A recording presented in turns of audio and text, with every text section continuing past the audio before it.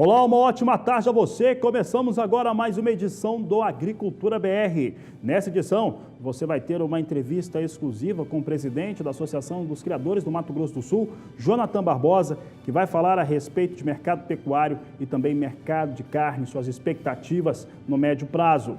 Vamos trazer também aqui a fala da ministra da Agricultura, Tereza Cristina, que afirmou no Senado Federal que espera elevar para R$1 bilhão os recursos do seguro rural para a campanha 2019-2020.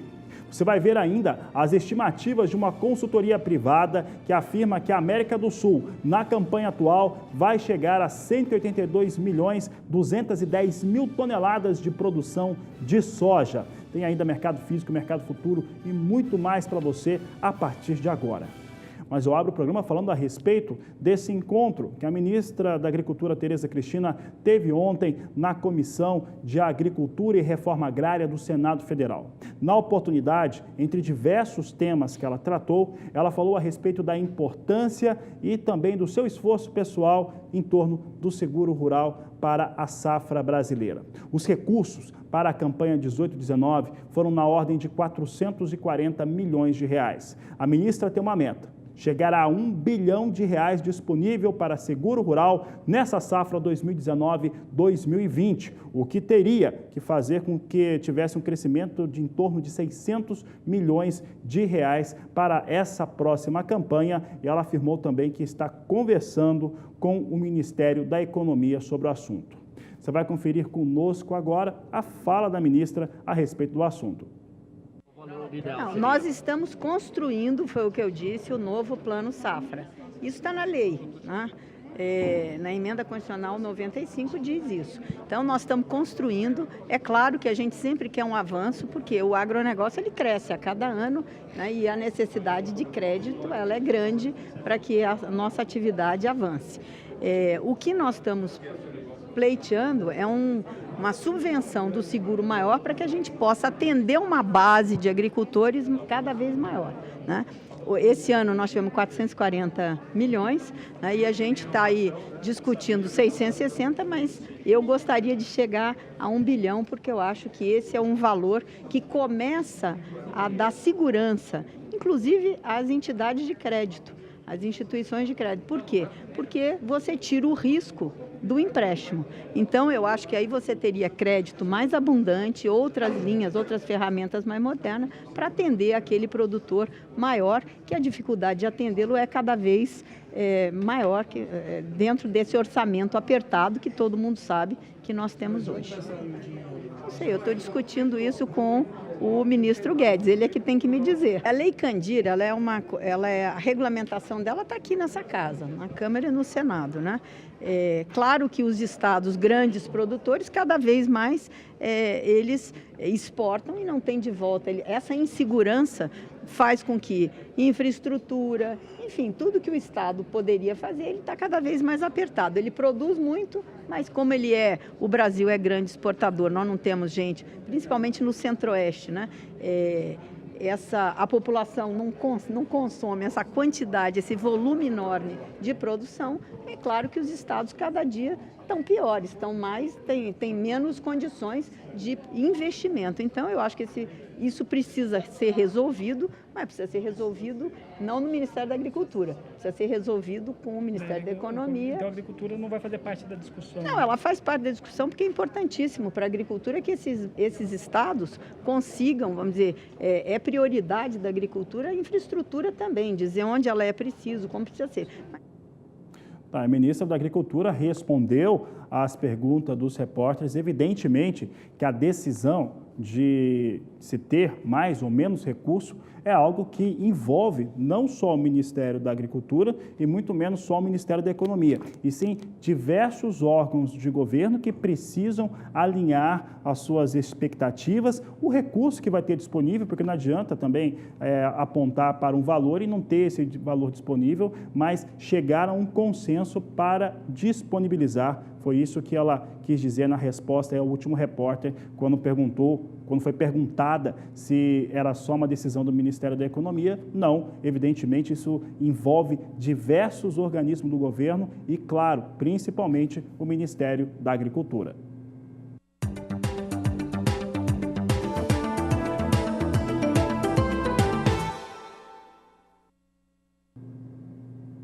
E a consultoria Datagro divulgou nesta quinta-feira uma importante estimativa em relação às expectativas de produção na América do Sul. De acordo com o Datagro, há uma elevação para as estimativas de produção e isso poderia trazer impactos mais negativos ou ainda maiores sobre os valores de negociação de mercado, principalmente na Bolsa de Chicago. Isso não ocorre porque as perdas causadas pelas quebras e reduções na produtividade no Brasil e também no Paraguai acabaram aliviando os efeitos. Nós vamos ver agora os números apresentados que apontam para uma produção sul-americana de soja na ordem de 182.210.000 toneladas da oleaginosa. É o que eu trago agora no primeiro gráfico. Você acompanha comigo aqui as últimas campanhas, de acordo com a consultoria. Você vê que a campanha 14-15 foram 171.680.000 toneladas. Na 15-16, há recuo, houve quebra no Brasil nessa safra, 167.940.000. 16-17 chegou ao histórico de 184.980.000 toneladas. Na 17-18, na safra passada, foi a vez da Argentina quebrar, ficou com 173.110.000 toneladas a produção na América do Sul. E agora, 18-19, vem sendo estimada em 182.210.000 toneladas. Esses são os números que nós trazemos em relação à produção sul-americana de soja. Um dado importante é em relação às exportações. Por quê? Porque estamos na eminência de um acordo comercial entre Estados Unidos e China que tiveram esse conflito e agora vão caminhando para um acerto. E apesar de muita gente colocar que isso traria grandes prejuízos, que isso poderia derrubar bastante as exportações brasileiras de soja, não é o que acontece e não é o que acontece também sobre a América do Sul. Os efeitos eles existem. Entretanto, a redução na estimativa de exportação entre a campanha 17-18 e a 18-19 é bem pequena. É o que nós vamos mostrar agora no gráfico, os mapas de exportação de soja. Você vê aqui que a 14-15 teve 75.240.000 toneladas exportadas. A 15-16, 68.860.000 toneladas de soja que foram vendidas ao exterior pelos países sul-americanos. A 16-17, 85.650.000. 17-18 chegou ao recorde, 96.020.000 toneladas. Amigos, olha só, desses 96.020.000 toneladas, que está sendo apontado aqui pela empresa de consultoria, 86 milhões saíram do Brasil. Agora, a campanha 18-19 estima 88.920.000 toneladas, o que traz aqui uma diferença pequena de 7 milhões de toneladas com a volta dos norte-americanos para o mercado internacional. Se voltar a vender para a China mesmo, mas tudo indica que sim, pelo posicionamento que se tem dos dois países, principalmente do governo norte-americano. Outros dados também foram apresentados e esses números têm a ver com as situações de ocupação e também com o que acontece em relação à área. É o que você vai conferir agora comigo. Você tem aqui mais informações da consultoria, que traz agora a área ocupada com soja nessas últimas temporadas. 14-15, 57.680.000 hectares. A 15-16, 58.230.000. 16-17, 57.050.000 hectares. Safra passada, 57.520.000 hectares. E a 18-19, uma ampliação forte, 59.620.000 hectares. Assim ficou os dados, de acordo com o Datagro, para ocupação. Essas ampliações ocorreram principalmente no Brasil e Paraguai, e esses são exatamente os países que mais sofreram com o fator climático. Muito calor, questão térmica muito intensa e falta de chuvas. Produtividade é algo também que precisa ser avaliado. Eu sempre lembro que essa produtividade que você vai ver agora, ela é uma média dos países produtores na América do Sul. Portanto, ela vai apresentar agora, inclusive, uma melhora entre a safra passada e a safra atual. Por que isso acontece? Porque outros países melhoraram a sua produtividade. Não é o caso do Brasil, que tem queda, principalmente por conta das quebras nas safras em alguns estados, como Paraná e Mato Grosso do Sul, que são muito importantes, e reduções em São Paulo, Mato Grosso e também outros estados brasileiros. Vamos aos números de produtividade.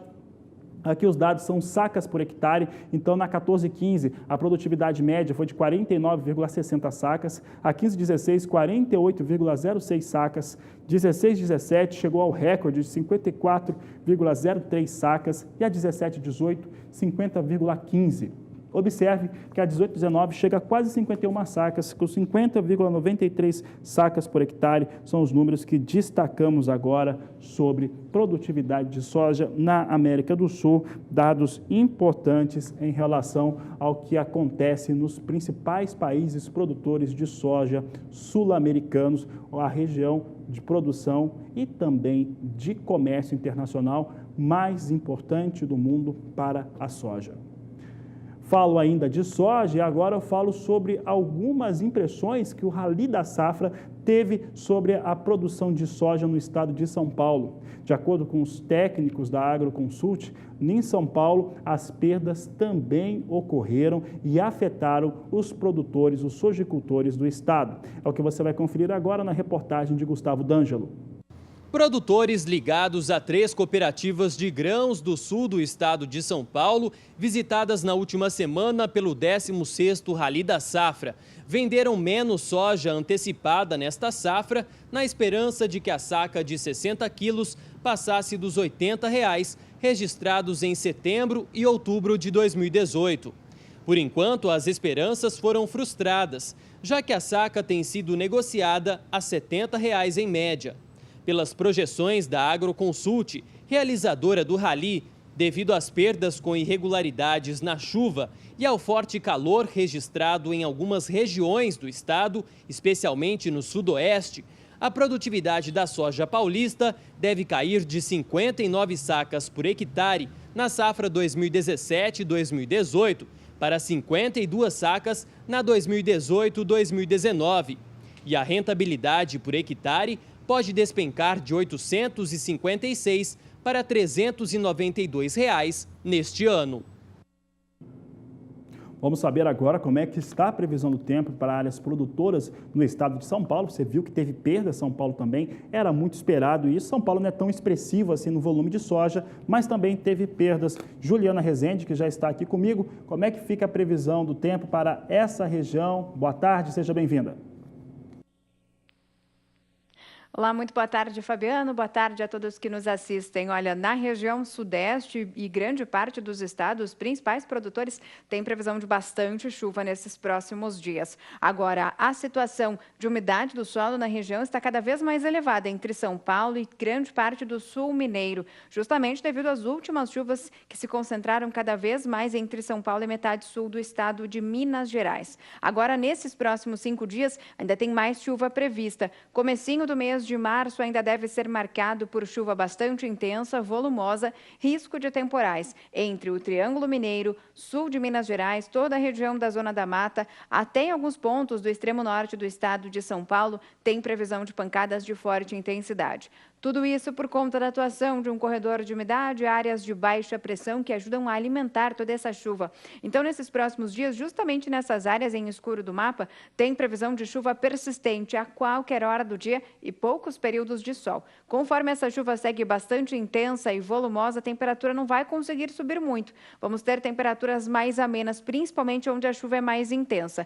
Grande parte do interior do estado de São Paulo já deve garantir melhorias no tempo. Vamos voltar a ter mais períodos de sol, temperaturas subindo gradualmente e as pancadas de chuva ficam cada vez mais enfraquecidas no decorrer do período do dia 1 até o dia 5 de março. A partir do segundo período, entre os dias 6 e 10 de março, já tem previsão de chuva diminuindo na região, já diminui bastante o risco para temporais e chuva volumosa, e aí as pancadas que vão seguir acontecendo em grande parte da região sudeste é aquela chuva típica de verão, que acontece ainda com menor volume de água e que somente deve acontecer especialmente entre a tarde e a noite, após um dia mais quente, com temperaturas mais elevadas. Esse cenário também deve persistir até pelo menos dia 15 de março. No decorrer do período do dia 11 até o dia 15 também segue chovendo em toda a região sudeste e aí as instabilidades voltam a ganhar intensidade gradualmente, principalmente entre Minas Gerais, Espírito Santo e até o Rio de Janeiro. São Paulo é que deve ser o único estado que não deve garantir chuvas tão intensas e também tão volumosas na região. Então, nesses próximos dias, segue chovendo de forma contínua em áreas produtoras do sul de Minas Gerais, norte do estado de São Paulo. Próxima semana a chuva diminui de intensidade, mas no decorrer da semana seguinte a gente volta a ter novos temporais entre áreas produtoras, especialmente do estado mineiro. Daqui a pouco eu volto com mais previsão do tempo. Obrigado, Juliana. Olha só, falo agora a respeito do relatório de vendas e exportações que é divulgado tradicionalmente nas quintas-feiras pelo Departamento de Agricultura norte-americano. Isso aconteceu e trouxe vendas que, na semana encerrada em 21 de fevereiro, totalizaram 2.230.000 toneladas de soja. Para a China, e esse é o fator de observação que nós trazemos aqui, chegou a pouco mais de 1.800.000 toneladas. Portanto, maior volume de vendas na semana encerrada no último dia 21 foi para a China, de soja norte-americana para os chineses. Vamos ver os números, então. Aqui nós trazemos o que aconteceu na semana. 2.230.000 toneladas foram vendidas de soja pelos norte-americanos. Desse total, 1.810.000 toneladas foram para os chineses. Na safra, os Estados Unidos venderam 38.950.000 toneladas e a meta de exportação para essa temporada é de 51.030.000 toneladas, de acordo com o próprio Departamento de Agricultura norte-americano. Vamos saber como é que o mercado reage a essas informações, como é que vem soja sendo negociada em Chicago. Neste momento, é o que o Agricultura BR traz. Temos aqui posições próximas à estabilidade, mas, mais uma vez, registrando perdas. Março, 9 dólares 3 centes o bushel. Maio, 9 dólares 15 centes mais 4, perdendo 1 cento de dólar. Julho também perde 1 cento, 9 dólares 29 centes o bushel. E agosto, 9 dólares 35 centes por bushel. Assim vê os negócios com soja em Chicago. É inegável que o mercado está de olho em alguma informação nova e preferencialmente positiva em torno desse acordo entre os norte-americanos e os chineses. E apesar dos dados ali serem apresentados com uma compra maior da China e que alivia um pouco essas quedas que nós estamos vendo na soja em Chicago, ainda assim permanece em ambiente negativo as posições de mais curto prazo com soja na Bolsa norte-americana.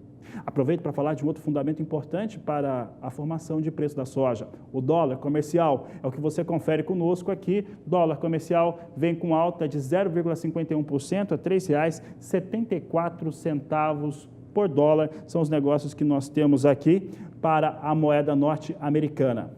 Vamos continuar falando a respeito de dólar, só que agora eu converso com meu colega Walter Pulga Júnior, está em São Paulo. Pulga, muito boa tarde. Dólar, mais uma vez, começa a caminhar para cima, 0,51% de alta. Como é que vem essa operação com dólar e também a influência para a Bolsa Brasileira? Pulga, boa tarde.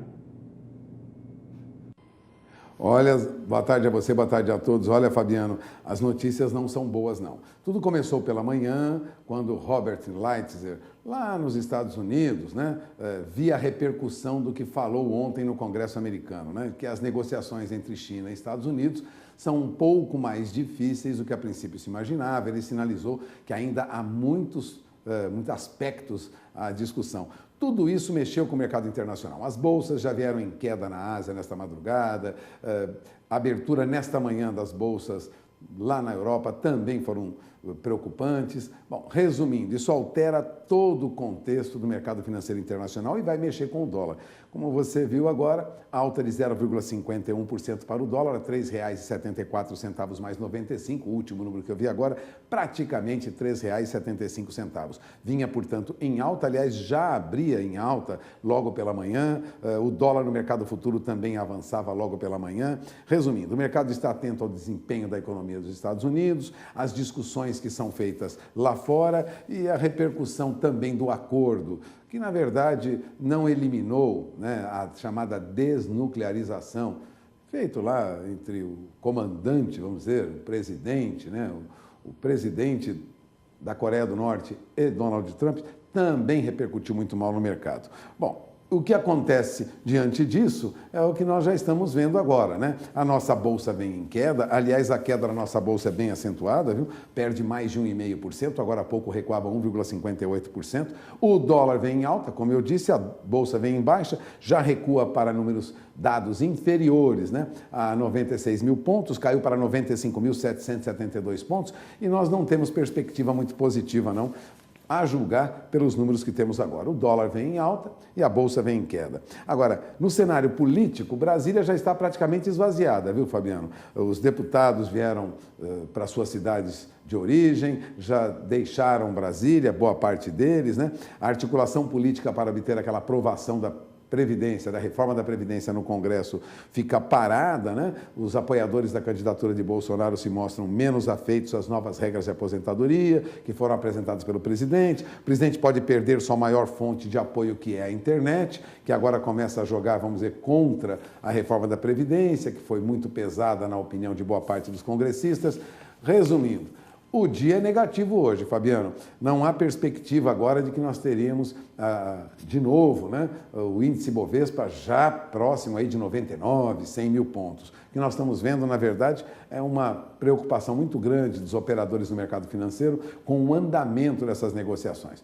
Fora isso, Fabiano, estamos às vésperas do Carnaval. E no Carnaval no Brasil, nós temos aí uma paralisação, né? Não é oficial, mas há uma paralisação, uma acomodação no mercado financeiro. Portanto, a atividade será retomada somente mesmo a partir da próxima quarta-feira. Bom, alguns telespectadores poderiam dizer, Fabiano, mas nós temos aí operações nesta quinta-feira, temos operações amanhã, o Brasil vai parar? Olha, parar não vai, Fabiano, mas vai reduzir muito o volume de negócios. A Bolsa deve ter hoje um volume de negócios menor, é o que se espera.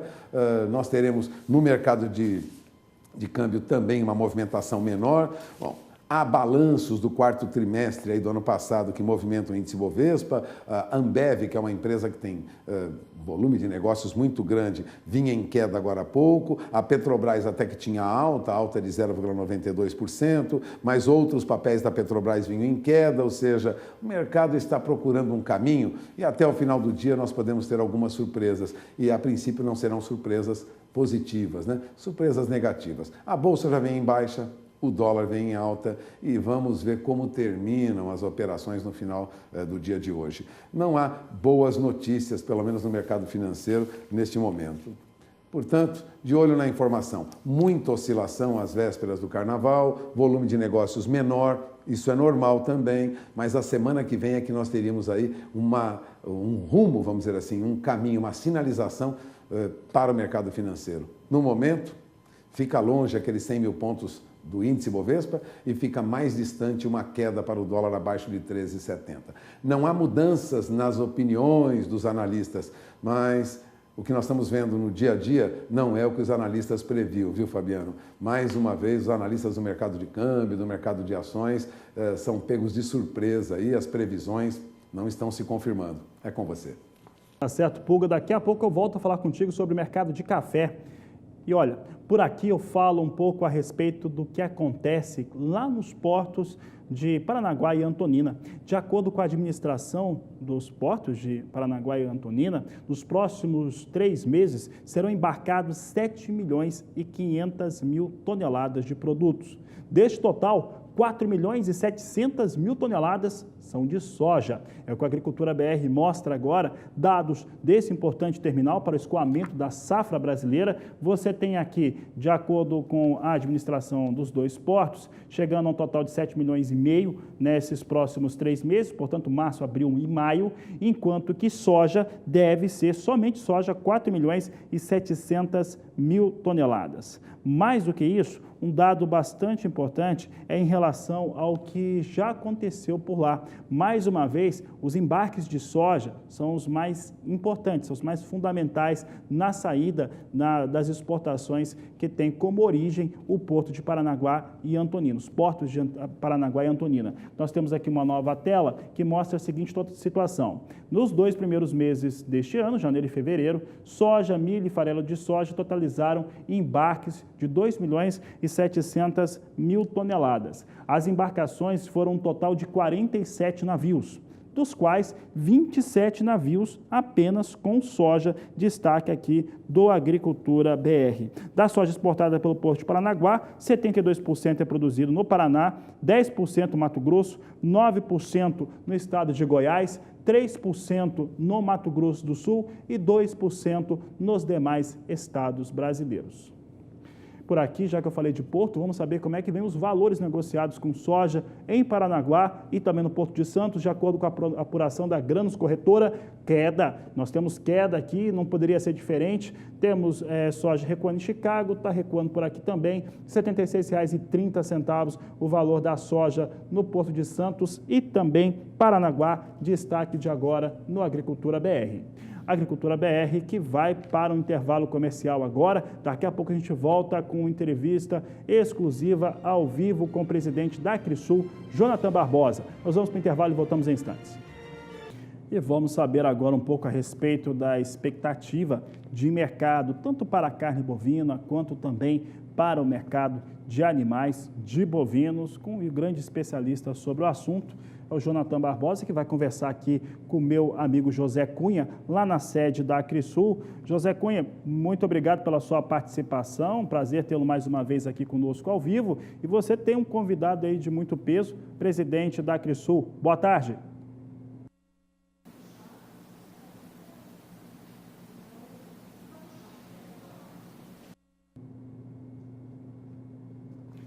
Tivemos as melhores condições agora, o José Cunha não está nos ouvindo, mas já já a gente fala com ele que está com o Jonathan Barbosa, presidente da Associação dos Criadores de Mato Grosso do Sul. Entre os temas que eles vão tratar, vão falar a respeito de expectativa para o mercado de carnes bovina e vai falar também em torno do que pode acontecer nesse ano para o mercado de animais, a comercialização de bovinos. Há uma expectativa generalizada de analistas de mercado de alta para a carne bovina e, consequentemente, também para os negócios com a arroba do boi e todas as demais categorias animais que são negociadas.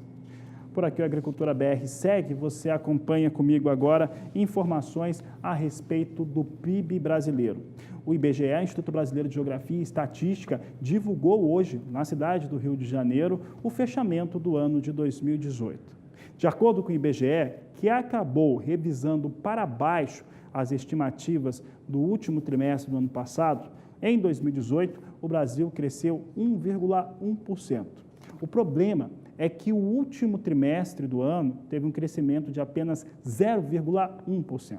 É o que eu vou mostrar agora no gráfico, o que o IBGE apresentou na manhã de hoje, desta quinta-feira, crescimento anual em 2018 de 1,1%. Comparado ao terceiro trimestre, o quarto trimestre do ano passado cresceu apenas 0,1%. Havia uma aposta maior no crescimento no final do ano passado. Em relação ao quarto trimestre de 2018, aí sim teve um crescimento bastante efetivo, de 1,1% de acordo com o IBGE.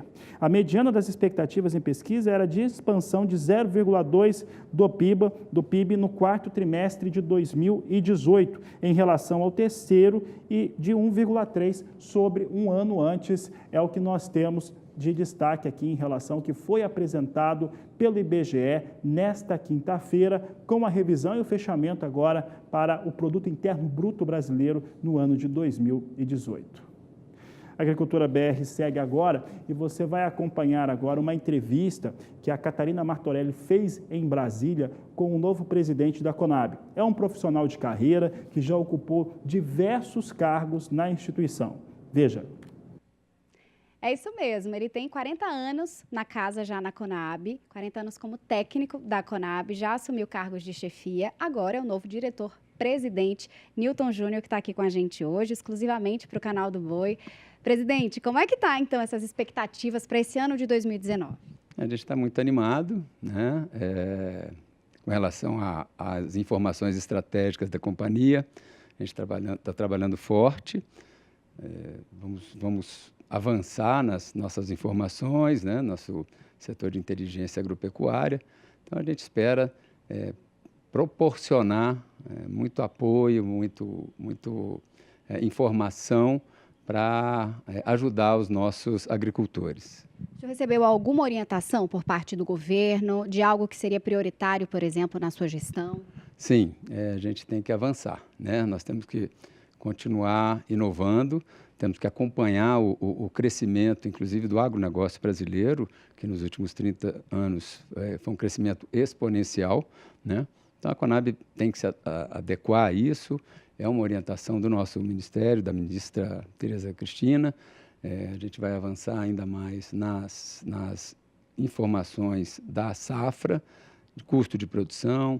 Vamos ver se a gente trabalha também o apoio ao seguro rural, né? Então, tem uma série de vertentes que a gente está trabalhando para ter um retorno ainda maior do governo, da Conab, né, do Ministério da Agricultura e da Conab, em favor dos nossos produtores. Essa melhoria da informação que o senhor diz, a gente sempre vem aqui para mostrar a divulgação, né, do levantamento de safra. Isso vai continuar para a imprensa, esse acesso fácil para que a gente possa levar para o telespectador essas informações mais precisas? Tá, aproveito até para agradecer o papel da imprensa junto com a Conab esses anos todos, vai continuar assim, né? A gente vai ter essa mesma pegada.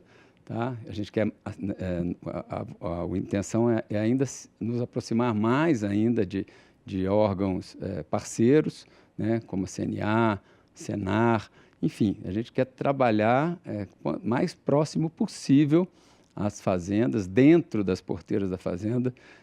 Então, a nossa agenda de informações continuará sendo a mesma, com ainda agregando algum valor a essas informações, essa inteligência, as decisões, proporcionando, melhorando as decisões dos nossos agricultores. Algo que é muito forte, presidente, aqui na Conab é a questão dos armazéns, né? Essas políticas dos armazéns, elas devem ser reforçadas? Deve haver alguma alteração? Sim, a gente está pensando numa reestruturação da nossa rede armazenadora. A gente tem que estar onde precisa estar, né? Não adianta a gente agregar um custo muito grande à empresa em locais que estão absolutamente sucateados ou que não têm a serventia que deveria ter. O que nós não vamos fazer é deixar de atender as populações, atender os agricultores, né? Então, a gente vai refocar, né? Vamos modular o foco para ver aonde a gente tem que estar efetivamente investindo ou desinvestindo para investir no lugar que realmente precisa e que os agricultores e as populações esperam. Tá certo. Muito obrigada pelas informações. A gente vai ficar junto acompanhando e sucesso na gestão. Muito obrigado. A gente que agradece. Catarina Martorelli para o SBA. Todo sucesso para o Newton Júnior, novo presidente da Conab, é a pessoa certa no lugar certo, 40 anos de carreira dentro da instituição, alguém que se preparou e estudou para isso. Agora sim, nós vamos ter condições de conversar com o José Cunha, que está lá na sede da Associação dos Criadores de Mato Grosso do Sul, e vai falar com o Jonathan Barbosa, presidente da instituição. José Cunha, você tem um convidado ilustre, vai falar sobre o mercado de carne e também mercado bovino. Boa tarde, seja bem-vindo à Agricultura BR.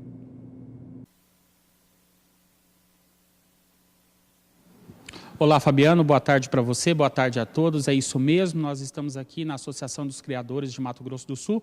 Aqui ao meu lado está o presidente Jonathan Barbosa, com quem nós vamos conversar agora a respeito desse mercado da carne. Jonathan, como que estão as expectativas e as negociações no mercado da carne, as projeções para esses próximos meses?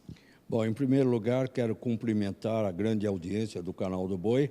Uma boa tarde para vocês, ainda para mim, bom dia. O que você me pergunta, eu devo dizer o seguinte: o mercado da carne, ele atravessa um período ainda preocupante.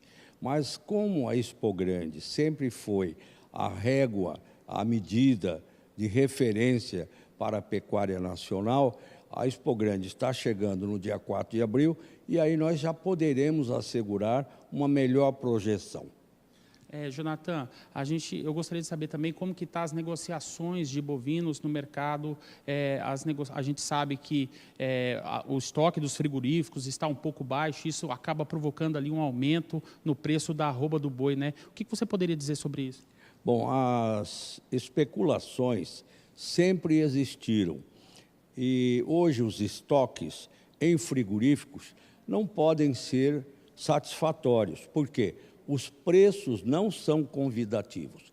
A arroba que se paga aqui no Mato Grosso do Sul está sendo praticamente um empate ou prejuízo para o pecuarista. Então, no momento que eles quiserem melhorar seus estoques, é só procurar chegar a um ponto de equilíbrio no preço da arroba como ela merece. E com relação também à especulação sobre o mercado da carne, né? Como que está a expectativa para o mercado externo também da carne, tanto aqui no Mato Grosso do Sul como o maior exportador de carne bovina? Olha, a verdade é a seguinte, hoje quem está ganhando muito é o atravessador e principalmente o frigorífico. Os produtores, eles estão trabalhando quase no vermelho e alguns já no vermelho. Eu posso dizer aqui para que vocês entendam, no preço da arroba que se pratica no Mato Grosso do Sul, e quem comanda essa situação é o grupo JBS e o outro grupo é o Marfrig, daria para vender no varejo ao que eles pagam a carne no máximo para o açougue, para o mercado, a R$10 o quilo. Grande que está chegando agora, o que vocês têm preparado para o produtor que vai vir, que vai participar da Expogrande e novidades para 2019? Muitas novidades e uma delas quero aqui reafirmar, de acordo com o entendimento com o meu amigo Cláudio Godoy, o SBA estará presente, como sempre, nos acontecimentos dessa festa, que é a segunda maior e mais importante do Brasil. Eu quero dizer que teremos muitas novidades e autoridades serão aqui aquelas que vão abrir no dia 4 este grande momento solene da 81ª Expogrande. Teremos palestras a partir da palestra da ministra Tereza Cristina Correia Dias, que irá falar sobre a safra 2019. Será no dia 4 pela manhã, e vai até a hora do almoço, onde será servido um almoço para mais de 800 pessoas.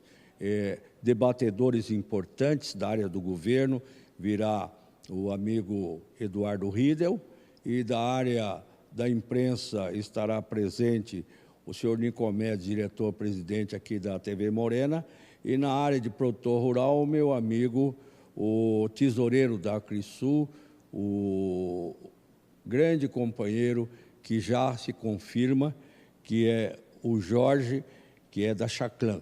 De forma que estamos trabalhando muito para que venha também outras palestras importantes, como está quase acertada a palestra do general Augusto Heleno sobre questões indígenas, invasões, muita coisa nova. Posso dizer a vocês que não existe uma vaga a mais para qualquer animal. Todos os pavilhões estarão lotados, todas as argolas, todas as baias de animais equinos. Teremos só de equinos mais de 500 animais. Então, provas, palestras, campeonatos. Teremos o Campeonato Nacional do Brangus na feira. Teremos o Campeonato Nacional do Nelore aqui na feira. O Brasil inteiro vem. Teremos também o Campeonato Nacional do Gado de Leite, balde de ouro, do Brasil inteiro. Muita coisa boa vai acontecer por aqui. Tá certo, Jonathan, obrigado pela sua entrevista. Eu volto com você no estúdio, Fabiano. Tá certo, José Cunha, obrigado pela participação. Deixo um grande abraço ao Jonathan Barbosa, presidente da Acrisul. Por aqui o Agricultura BR segue e nós vamos trazendo para você mais destaques para mercado. E eu falo agora um pouco a respeito do que vem acontecendo com o mercado do milho. E eu começo trazendo as informações do clima para a região centro-oeste do país. Centro-oeste do país vem com áreas de cultivo para milho de segunda safra. Tem chovido bastante no centro-oeste, principalmente no Mato Grosso do Sul. E nós vamos saber agora como é que fica essa previsão para os próximos dias, para quem que está com as máquinas no campo, colhendo soja e cultivando milho. Juliana Rezende está aqui conosco mais uma vez. Juliana, como é que fica a previsão? Olha, Fabiano, previsão de mais chuva ainda. Ainda temos muita instabilidade atuando na região central do país. Tudo isso por conta da formação de áreas de baixa pressão e mais também um corredor de umidade. Tivemos bons episódios de chuva nesses últimos dias que propiciou, então, um aumento da situação de umidade no solo. Agora os índices passam até de 80%, 90%. No decorrer dos próximos dias, tem previsão de chuva em toda a região centro-oeste, mas principalmente Mato Grosso e Goiás é que devem receber os maiores volumes de água. Tem previsão de chuva forte, persistente, especialmente entre Goiás, áreas mais ao norte também, e ao norte e o leste do Mato Grosso, que devem receber os maiores volumes de chuva, acumulados de até 70 milímetros. Então é bastante chuva para um curto período de tempo. Não se descarta o acontecimento até de algumas paralisações em relação aos produtores para entrar com as máquinas no campo. Cenário é um pouco melhor no Mato Grosso do Sul. Até o dia 5 de março, vamos ter áreas de instabilidades mais enfraquecidas por lá, até porque temos uma massa de ar mais seco querendo avançar pelo Mato Grosso do Sul, garantindo então mais predomínio de sol nas áreas mais ao sul do estado. A partir da segunda semana, entre os dias 6 e 10 de março, essa chuva toda entre Mato Grosso e Goiás, que está prevista para esses próximos dias, já deve perder bastante intensidade. A chuva volta a se espalhar pelos 3 estados e aí o volume de água também diminui. Então a chuva não deve vir de forma tão intensa e volumosa, mas as pancadas ainda não cessam. Devem seguir acontecendo aquela chuva mais típica de verão, entre a tarde e a noite, após um dia mais quente e também mais abafado. Até meados do dia 15 de março, a chuva volta a ganhar intensidade entre Goiás e Mato Grosso. É no Mato Grosso do Sul que as instabilidades ainda seguem com menor volume de água. Então, em áreas produtoras, especialmente de Mato Grosso e de Goiás, é onde está previsto a chuva mais forte, persistente e mais intensa. Com isso, os produtores ainda podem ter algumas paralisações e até dificuldades para entrar com as máquinas no campo no decorrer já desses próximos dias. Daqui a pouco eu volto com mais previsão do tempo. Obrigado, Juliana. Até daqui a pouco. Por aqui eu falo agora a respeito do relatório de vendas e exportações que o Departamento de Agricultura dos Estados Unidos divulga tradicionalmente nas quintas-feiras. Olha, de acordo com o levantamento apresentado nesta quinta-feira, teve vendas de 1.300.000 toneladas, aproximadamente 1.300.000 toneladas de milho para a semana encerrada em 21 de fevereiro. É o destaque de agora do Agricultura BR. Você tem aqui comigo os dados relacionados às vendas. Nas vendas da semana, 1.230.000 toneladas para a safra, ou seja, o total de safra vendido é de 39.550.000 toneladas. Meta de vendas para essa campanha 18 e 19 é de 44.080.000 toneladas de milho. Então aqui nós temos venda na semana de 1.230.000 toneladas e safra de milho de 39.550.000, meta 44.080.000. Portanto, está chegando muito próximo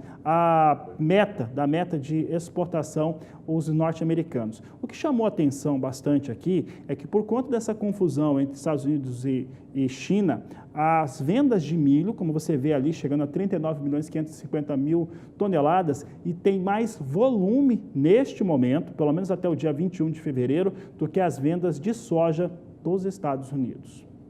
Por falar em Departamento de Agricultura norte-americano, hoje também teve levantamento, ou melhor, um relatório de vendas avulsas do Departamento de Agricultura norte-americano, confirmando novas vendas de milho para o México. Vamos ver então como é que ficou esses dados. Tem vendas para a campanha atual e também para 2019-2020. Você vê aqui que a 18-19 totalizou 168.000 toneladas que foram informadas nesta quinta-feira, 19-20 com 133.000 toneladas, relatório apontado hoje. Total de vendas, de acordo com esse levantamento, 301 mil toneladas, de acordo com o Departamento de Agricultura norte-americano, em seu relatório avulso mostrando que houve vendas. Já que eu falei bastante de milho lá nos Estados Unidos, vamos saber como é que vem as negociações na Bolsa de Chicago, é a referência internacional para os preços do milho. Veja comigo aqui na tela, você tem aqui os números para os contratos, vem muito próximo à estabilidade, posições de mais curto prazo, março $3,63 o bushel, maio $3,72, julho $3,80 mais 6 e setembro $3,86 por bushel, aqui perdendo 2 centes de dólar a posição de setembro.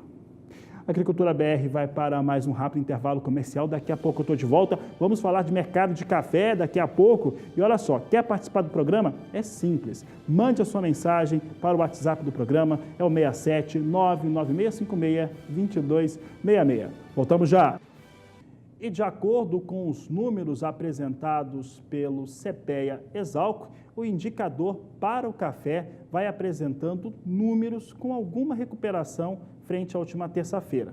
Nós vamos trazer aqui o valor de fechamento desta quarta-feira, quando, de acordo com o CPEA-Exalc, foram R$ 397,47 por saca o valor nesta quarta-feira. Uma recuperação ligeira frente à terça-feira de 0,27%, mas uma queda expressiva quando se considera o acumulado no mês de fevereiro.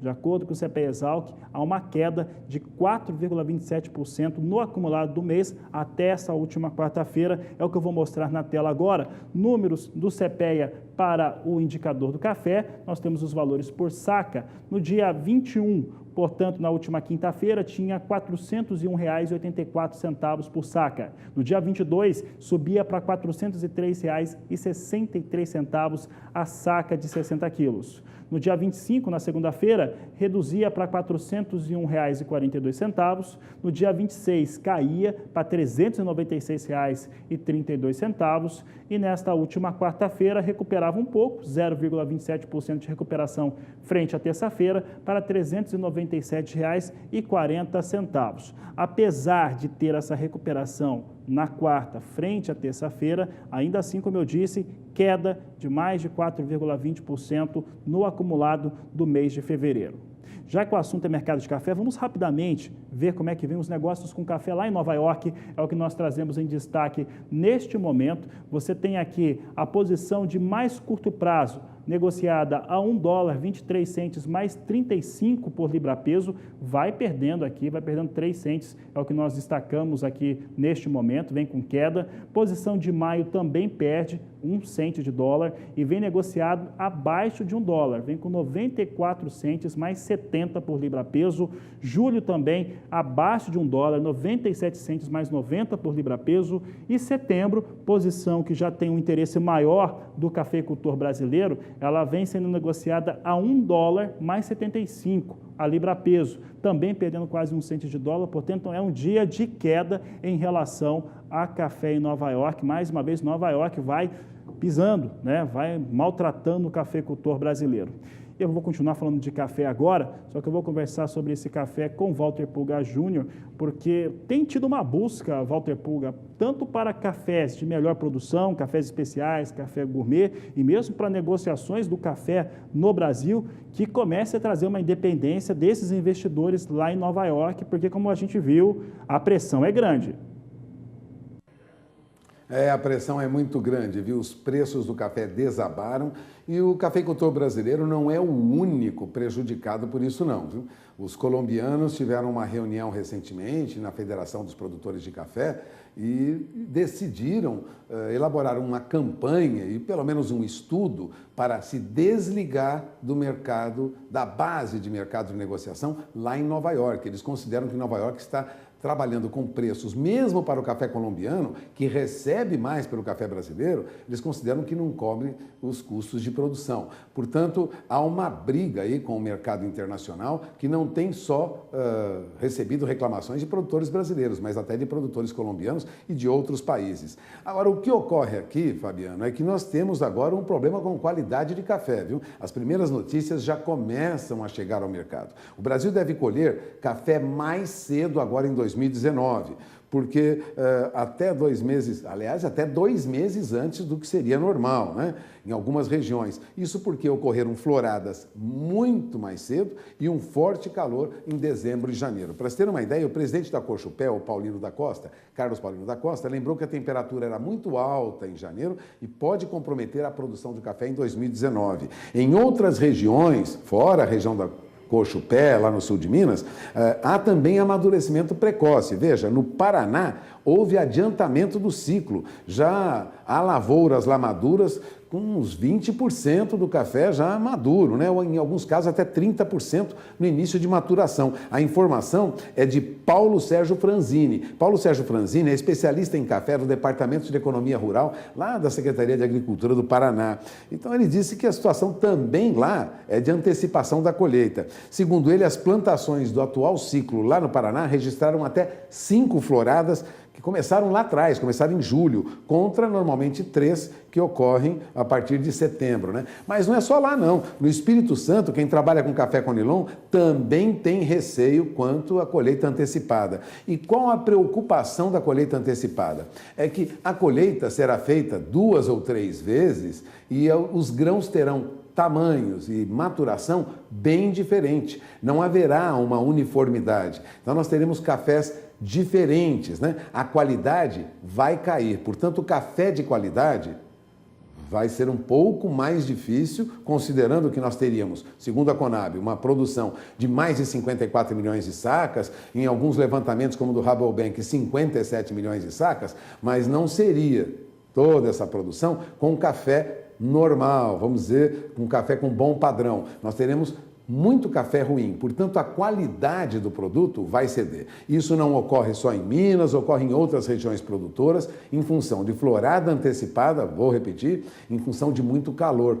Isso deve trazer aí, considerando o café de qualidade, Fabiano, uma quantidade menor do que a princípio se imaginava. E o mercado internacional quer um café com a qualidade mínima, né? Fora os cafés especiais, café gourmet, nós temos o café commodity, que também tem um bom padrão. E a qualidade, desta vez, não será tão fácil de ser obtida, não. Já começamos a ter esses problemas, o que, aliás, foi assunto na Agência Internacional de Notícia Reuters. Esse assunto circula, inclusive, em outros países. Portanto, a grande produção do Brasil, que tem contribuído, como ocorre com outros países, grande produção, com a baixa dos preços, pode agora sofrer uma reversão se a qualidade do café do Brasil for mais afetada do que a princípio se imaginava. É esperar agora para o início da colheita e ver a qualidade desse café para saber se os preços daqui a pouco podem até ter uma leve reação. Fabiano? Tá certo, Walter Pulga, obrigado pela participação, uma boa tarde para você. Bom, florada antecipada, calor intenso, calor normalmente significa amadurecimento também mais cedo, faz com que esse café adiante processo. E com isso, como o Pulga acabou de explicar tecnicamente, o Pulga é um especialista de mercado de café, faz com que se tenha qualidade inferior. Eu vou saber agora, com a Juliana Rezende, se esse calor vai vir mesmo, como é que fica essa previsão do tempo para as áreas de produção no estado de Minas Gerais, é o maior produtor individual do mundo de café. Juliana Rezende, está com a expectativa aí de mais calor, florada antecipada vai fazer com que a colheita também aconteça antes. Como é que está a previsão do tempo em Minas Gerais?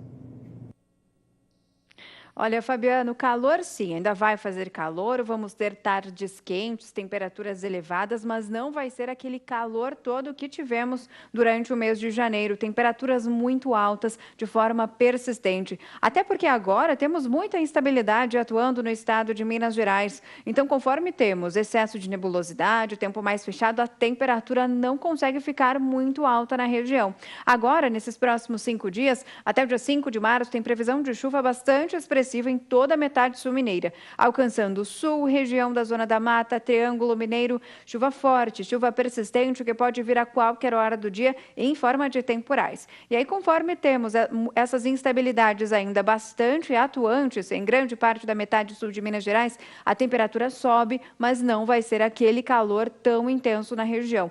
Nas áreas mais ao norte, é onde a chuva fica um pouco mais isolada, mais fraca, aí sim, por lá o calor é um pouco mais intenso, as temperaturas ficam mais elevadas, na casa dos 33, 34 graus. Então, sim, é somente no norte de Minas Gerais onde o calor segue um pouco mais expressivo. No decorrer da próxima semana, entre os dias 6 e 10 de março, a chuva começa a diminuir. Aí vamos voltar a ter mais períodos de melhoria, períodos de sol, ainda com bastante nebulosidade, mas a temperatura já volta a subir gradualmente. E aí, no decorrer deste período, do dia 6 até o dia 10, a temperatura vai voltar a subir de forma mais expressiva. E durante essa semana, vamos sim passar a ter tardes um pouco mais quentes e com temperaturas mais elevadas. Até porque essa chuva, que ainda segue prevista para grande parte do estado de Minas Gerais neste período, deve acontecer mais para o final do dia. Então, após um dia mais quente, com temperaturas elevadas, a chuva acontece entre a tarde e a noite, aquela chuva mais típica de verão, que pode vir com força, mas é mais rápida e também mais passageira. No decorrer do terceiro e último período, até o dia 15 de março,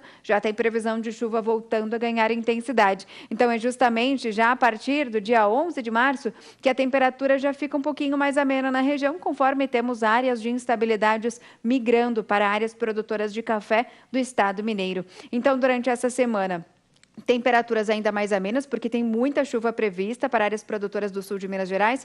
Próxima semana, a diminuição da chuva deve garantir tardes um pouco mais quentes, mas não é um cenário tão persistente e duradouro. Isso porque no decorrer do terceiro e último período, meados da metade do mês de março, já voltamos a ter áreas de instabilidades mais intensas e mais persistentes também em grande parte do estado de Minas Gerais, garantindo, então, temperaturas um pouquinho mais amenas na região. Daqui a pouco eu volto com mais previsão do tempo. Tá certo, Juliana, obrigado pela participação. Nós vamos para o intervalo comercial. Eu lembro que a sua participação é sempre importante. Então envie mensagem, foto, vídeo aí da sua produção no nosso WhatsApp. O número é 67996562266. Voltamos já.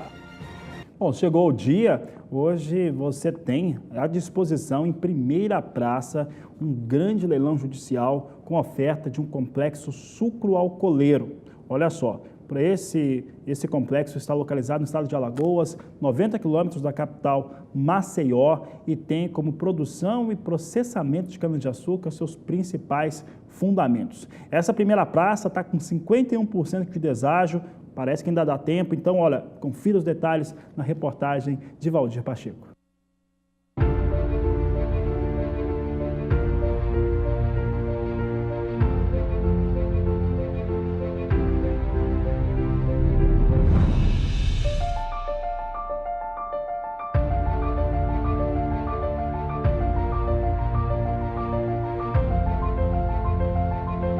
A expectativa para a safra 2018-2019 de cana é positiva para os alagoanos. E aqui surge uma grande oportunidade para você investir na produção sucroalcooleira no estado de Alagoas, através do leilão judicial da massa falida Lajinha Agroindustrial, Unidade Guaxuma.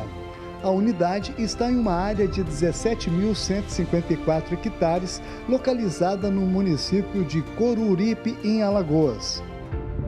A primeira praça será no dia 28 de fevereiro de 2019, às 14 horas de Brasília, com deságio de 51%.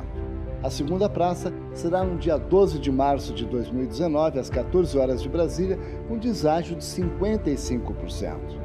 Este imóvel da Lajinha Agroindustrial está livre de quaisquer ônus e você terá toda a garantia jurídica. Se você quiser mais informações, é só entrar em contato diretamente pelo telefone 0 operadora 11 4950 9660 ou pelo endereço eletrônico canaljudicial.com.br/Guaxuma.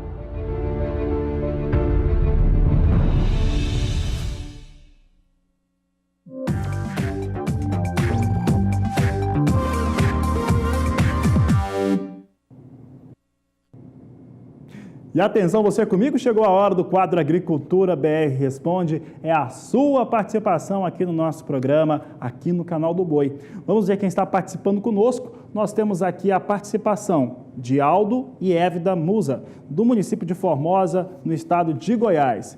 Eles dizem o seguinte: boa tarde, somos telespectadores assíduos do programa, obrigado aos dois, obrigado ao casal aqui por participar conosco. E diz o seguinte: gostaríamos de saber a previsão de chuva para os meses de março e abril aqui para a nossa região. Eles estão no município de Formosa, estado de Goiás. Quem responde é Juliana Rezende. Juliana, como é que fica a previsão para a região do casal de telespectadores? Olha, respondendo então os telespectadores de Formosa, do estado de Goiás, tem previsão de chuva ainda ao longo desses próximos dias. A chuva ainda não dá trégua em toda a região central do país, incluindo o estado de Goiás mais uma vez. Agora, ao longo dos próximos dias, até o dia 5 de março, tem previsão de chuva bastante expressiva ainda. É a atuação de um corredor de umidade que alimenta a formação de nuvens carregadas no estado de Goiás. Tem previsão de acumulados que variam entre 50 e 70 milímetros em todo o estado. Então, é bastante chuva ainda prevista para esses próximos dias. Até o final dessa semana, começo da próxima, a chuva ainda vai seguir bem persistente. Temperaturas não vão conseguir subir muito, porque as instabilidades provocam chuva a qualquer hora do dia. A partir do próximo período é que a chuva diminui de intensidade. Então, entre os dias 6 e 10 de março, segue chovendo ainda na região, só que a chuva diminui de força. As instabilidades perdem intensidade, a temperatura volta a subir aos poucos durante as tardes, o tempo fica um pouco mais abafado, temperaturas mais altas, e aí as pancadas de chuva ficam mais concentradas entre a tarde e a noite. E o volume de água não deve passar de 30 milímetros em grande parte do estado de Goiás, incluindo a região de Formosa. No decorrer da primeira quinzena de março, a expectativa ainda é de chuva bem persistente na região. Justamente é neste período onde devem acontecer os maiores volumes de água, principalmente nos primeiros dias do mês de março, entre os dias 10 e 15, onde as instabilidades ganham um pouco mais de intensidade. A partir do dia 20 de março, já tem previsão de uma trégua na chuva. As instabilidades vão perder intensidade na região de Formosa, vamos voltar a ter alguns períodos, uma janela de tempo mais firme, o que não vai durar por muito tempo, porque abril já deve começar com mais episódios de instabilidades avançando pela região de Formosa. E aí sim, a primeira quinzena do mês de abril também promete ser de bons acumulados de chuva, chuva persistente, duradoura, só que mais para o finalzinho do mês, a partir da segunda metade do mês de abril, as instabilidades voltam a ficar mais enfraquecidas na região de Formosa, temperatura volta a subir e aí vamos ter períodos de tempo mais firme na região, então, mais para o finalzinho do mês de abril. Hoje eu encerro por aqui a minha participação, amanhã eu volto com mais previsão do tempo. Boa tarde, Juliana. Um bom dia para você. Por aqui, a Agricultura BR vai para o último intervalo comercial e daqui a pouco nós vamos voltar com informações para você a respeito também da questão da visão da Anvisa sobre o glifosato daqui a pouco no Agricultura BR. Bom, como você sabe, a ministra da Agricultura, Tereza Cristina, esteve no Senado brasileiro, conversou com a Comissão de Agricultura e Reforma Agrária e falou sobre temas polêmicos como o Plano Safra, o Seguro Rural, falou também a respeito de estruturação e também a polêmica do glifosato, uma vez que a Anvisa, os técnicos da Anvisa, classificaram como livre de situações que possam causar risco de câncer. É o que você vê agora na reportagem de Catarina Martorelli.